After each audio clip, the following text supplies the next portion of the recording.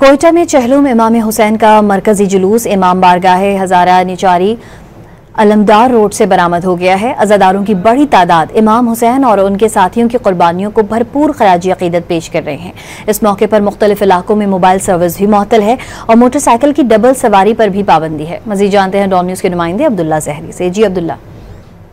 जी बिल्कुल, शोहदाए करबला के चेलम के मौके पर मरकजी मातमी जुलूस कोयटा किला के लमदार और निचारी इमाम बारगाह से बरामद हो चुका है, जो अपने रवायती रास्तों से होता हुआ इस वक्त अपनी मंजिल की जानिब रवा दवा है। अब से कुछ देर कबल बलूचिस्तान शिया कॉन्फ्रेंस के सदर आशिक हुसैन हज़ारा ने हमें बताया कि इस हवाले से इस जुलूस में 20 दस्ते शामिल हैं, जो अपने मुकर्रर रास्तों से होता हुआ बेश्ते ज़ैनब कब्रिस्तान में ख़त्म पजीर हो गए। जबकि इससे कबल इमाम बारगाह अंबियाउल कराम में इस वक्त नमाज जुम्मा की अदायगी होगी, जिसके बाद दोबारा ये अपनी मंजिल की जानिब रवा दवा होगा। बड़ी तादाद में न सिर्फ आज़ादार बल्कि बच्चे बड़े भी इस जुलूस में शामिल हैं, जो शोहदाए करबला की हालात ज़िंदगी और उनकी शहादत से मुतल्लिक जो मुकर्ररीन और ज़ाकिरीन की जानिब से जो खिताबात किए जा रहे हैं उन पर अपने इज़हार ख्याल भी कर रहे हैं।